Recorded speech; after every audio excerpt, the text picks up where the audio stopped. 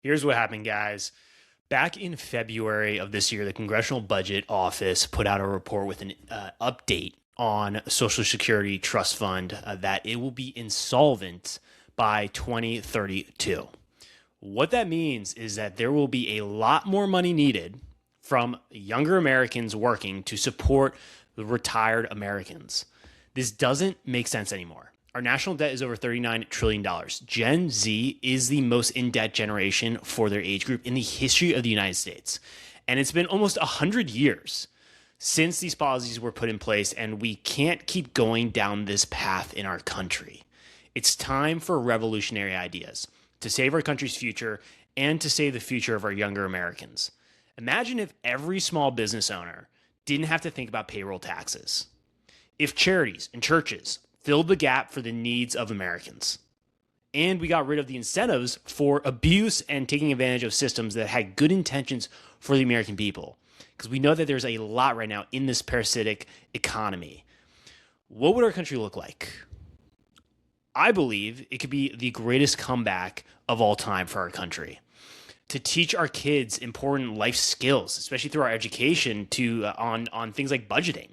How to live in our means and save up for rewards, to show for young Americans that are entering into the workforce how to start a small business and to achieve the American dream. Welcome back to the Artie Week Show. Happy Wednesday, guys. I want to share with you a highlight from this report where you can dive deeper into the report to learn more about what is going on for the future. It is surprising. There was a lot of talk about it for a little while, and then now it's like we've moved on. But this is really important to continue to talk about this for how by 2032, Social Security is going to be insolvent. And let me share with you my screen. Be patient with me, guys, here as I get this up for you. If you haven't yet, please subscribe to the show and please leave your comments. Again, this helps to get the show out there to more people and helps me to hire a producer faster so that this can be a lot faster to get up. Okay, so here we go. So here's the section I want to share with you. I'm going to highlight it right here. And this, you can go to the Congressional Budget Office website, be able to see this update in when there releases. So here's the section. If Congress does not address the shortfalls, the balances of two trust funds will be exhausted within the next 10 years. CBO projects the Highway Trust Fund in 2028, something else we got to talk about, and then the OASI Trust Fund in 2032. And the OASI Trust Fund is related to Social Security. So it's one part of it for the old age. Don't gotta get into the details of it. We have that. Then you have disabilities too. But thinking back to the payroll tax and how it's been almost 100 years since the implementation of the payroll tax, or since the Social Security Act, we then can dive deeper into looking at the payroll taxes and what this supports specifically, because it gets back to what do the taxes support? Well, it's supporting the needs of Americans. Okay, simplest form that we can think of. So what do you have? Well, we have Social Security as one of them. So that would be those that are retired, that are taking monthly payments from this fund. Then you have the disabilities side of that for Social Security. Then you have the Medicare is another one supported through payroll tax, to then unemployment insurance. So like if you lost your job, that wasn't in your control, or it wasn't because of you, being able to have those payments, monthly payments until you find your next job. And then I'm trying to think if I'm missing anything else. You guys can let me know if I'm missing anything else off the top of my head. I think, and then state also. So there's the state unemployment too. So those, please let me know if I'm missing something on that one. But off the top of my head, that's what I got for you when it comes to this payroll tax. And so again, it goes back to within each one of these, Medicare, unemployment insurance, to Social Security, we got to ask ourselves within any one of these, is there abuse of the system? Is there taking advantage of the system? And we can look at that in different forms, and especially where the burden gets placed on, which is younger people. I've said before, the future and livelihood of younger Americans have been intergenerationally stolen from them. And there are a few reasons that people might immediately point to, if that's fiscal policy, or the other one, the main one, the big one that I want to talk about, or think about like the national debt over $39 trillion. But outside of that, the big reason here is inflation, is that each generation, the purchasing power of the dollar decreases. A dollar today is worth roughly half of the value of a dollar back in 2000. That is absurd when you think about just the impact that that has, the increase in our money supply, the impact that that has on inflation. We have gone down a very down this parasitic path for our economy, and it is time to have revolutionary ideas being put in place or being talked about for the future. And one of those is, and it's not crazy to say this, is not having Social Security moving forward, and instead figuring out ways through charity, through churches, to be able to fill the gap, and then making sure we are educating ourselves, each generation, from as you're getting into education to going into the workforce, educating on how to make sure that we are learning these simple skills of budgeting, of planning for the future, of living in our means, being able to support our families, making sure that we are able to have resources saved up to be able to give during really difficult times, and how to take more of that on individually, our sovereignty on. Going back to something we need more of in our society is self-sovereignty. How do we rely less on government and more on our individual abilities?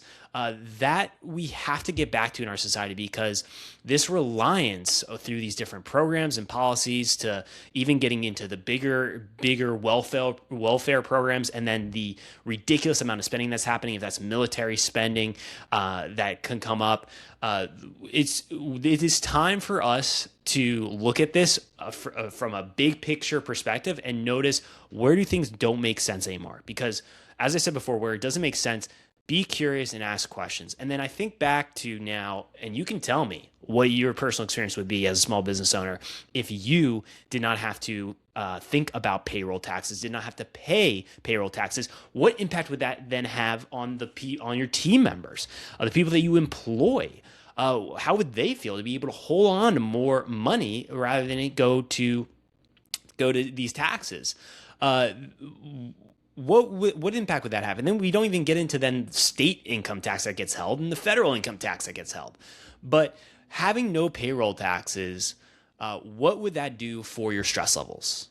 What could that do for simplifying your environment to be able to work more on the actual business of being able to serve the people that you're serving through your products and services? How could you make that even better for the standard?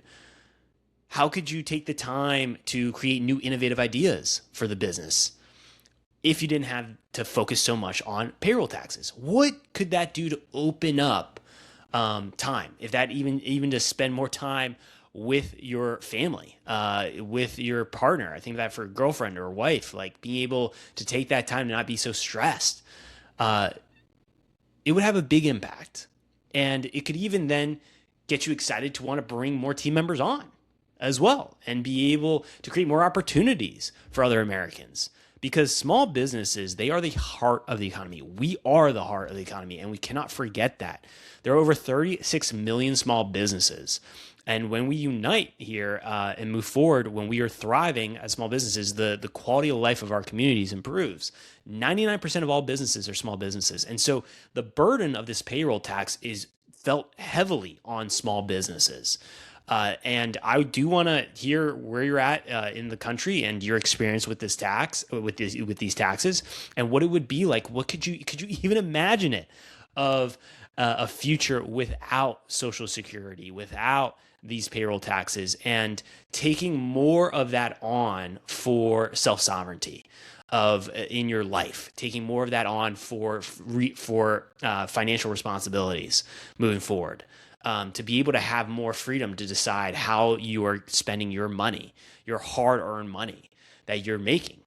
being able to have more ways, thinking about that as a collective society to come together to support one another. If that's through charities, through generously donating to these charities, because what we know is that there's a lot of abuse out there, a lot of taking advantage of the system. We think something that was talked about even from RFK Jr., Health and Human Services Secretary, how there's abuse of in the billions, tens of billions in Medicare, how and Medicaid, and how there is abuse when it comes to charities taking in money for administrative fees, and they're not actually putting the money towards their mission.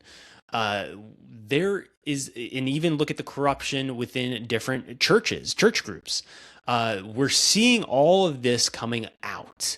And those are the hard truths, is that is happening. And so where we can create less incentives for abuse and for taking advantage of the system, the better off we will all be as Americans moving forward. And that goes back to how do we continue to make sure that we are celebrating self-sovereignty in this country, and celebrating discipline and taking that responsibility on, and being able to then move forward with more freedom in our decision making. That is an amazing country that I get excited to be able to live in. And that is what we're moving forward for this movement, which is to make America's future a small business renaissance. It's to figure out ways where we can be less dependent on our federal government, on government in general, and to be able to take on more of that responsibility. And in this moment, is it fair? No. I mean, there has been we've been living in a parasitic economy for a very long time. And we are realizing, all of us, that this is the reality, and that it's got to stop. We've got to reject this parasitic economy as small business owners and realize that we can move towards a better future. And that future can include more free market capitalism, not more tendencies to lean towards socialism.